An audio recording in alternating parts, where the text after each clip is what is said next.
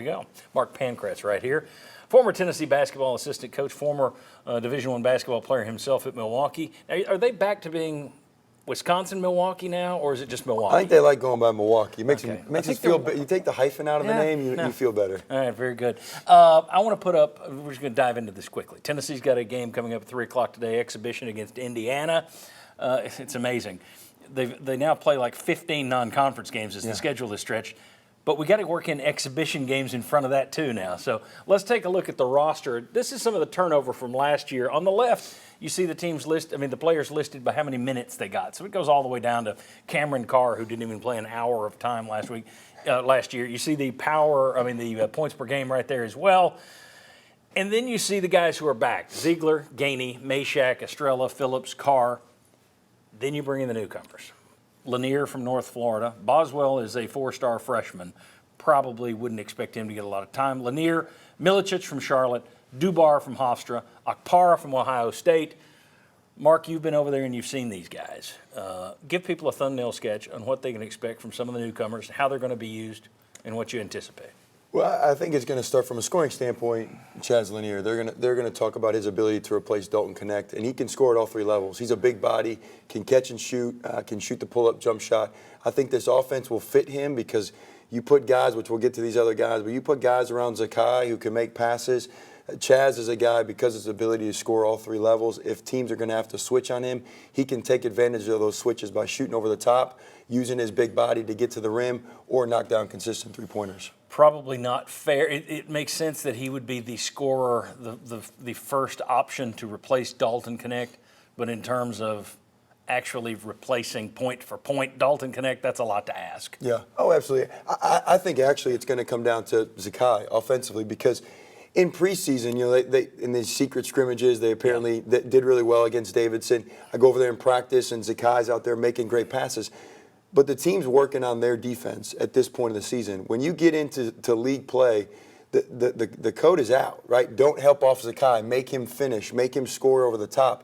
And if teams do that, Zakai's got to show his ability to be able to knock down consistent jump shots and then be able to finish at the rim to get these other new guys involved. All right, let's talk about who else you've liked so far out of the new guys you've seen. What stood out to you? You talked Lanier. What about Milicic, Dubar, Okpara? Any of these guys standing out for a specific reason? I think Okpara is another one because Adu leaves. That's a big hole.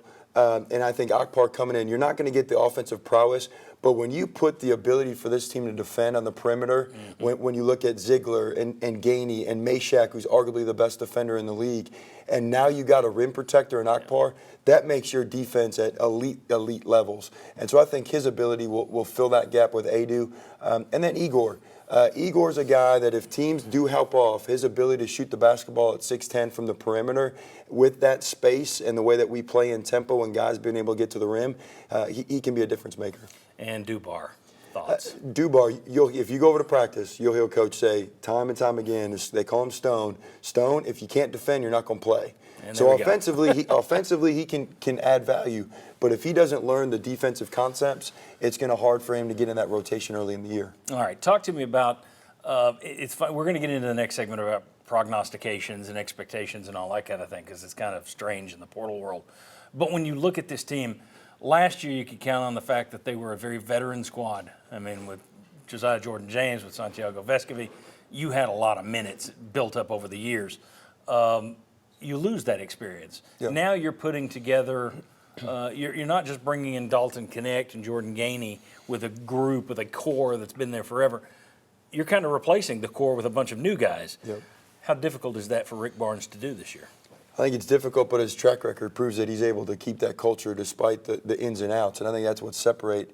I've always talked about for years, it was always you're going to count on your veterans because of their ability to play at the high level of college basketball. Now I think the veterans are more important to maintain the culture that that the program has built. And so you look at what Arkansas did. They brought in some high-level guys, and they had a really good year, and then they had a bunch of come in the portal, and they tanked. And so what Barnes and this staff have been able to do, because of the veteran leadership, they've been able to have a really good culture. And so I think if these guys that are coming back, the Meshacks, the Gaineys, the Ziegler, can still have that Enom mentality that they talked about, is kind of every man is about the team, not themselves, then I think you can add these new players and be able to have success. And that's the remarkable thing about Barnes so far. You look in the transfer portal era, I mean, you never know. If you're recruiting a kid for a longer period of time, you have a better sense of his makeup, what his background is, who's coached him, who's raised him, how he's going to be when the chips are down. If you're going out into the portal and you're just grabbing, oh, we need a shooter. Here, grab this guy. Yep. They may have some background with these guys, but it's not going to be what you would have through a full recruiting process. It's very dangerous for Barnes or anybody else when you're going out and bringing guys in, because he does have a template. But boy, in the portal era, you're always teetering on the 1 year where it just doesn't mesh, where the chemistry just doesn't go. That's why, in my perfect world, you bring in 2 guys a year, and you're not having to bring in 4 guys a year. Yeah, well now the template for coaches of the past, it used to be more the template of what you do once you get them into your program. Yeah. Now the emphasis for the right coaches are the template of how do you recruit them. Do you recruit the right players? Do you recruit the right character? You got to spend more time on that, because once you're in there, you got them for a year, and like you're saying, if you got 7 new guys and 3 returning guys, the scales tilt to the new guys, and if they can rock the boat to where you have a struggling season. Well, and throw NIL into it, and how come I'm getting more minutes and playing better, and this guy's getting more money than me, and all that other stuff. Well, it's why you see yet another young national championship coach walked away this past week in Virginia. So it's amazing that Rick Barnes continues to charge forward in this. It's basically him and Tom Izzo in terms of the old guard that are really highly successful. Those two continue to maintain in the face of all these changes. Let's talk about the changes next and what impact the portal plays and all that stuff when you're trying to make projections. When we come back, we'll talk, what are the expectations for this team? Should we even be talking expectations? Come on back on the Sports Source.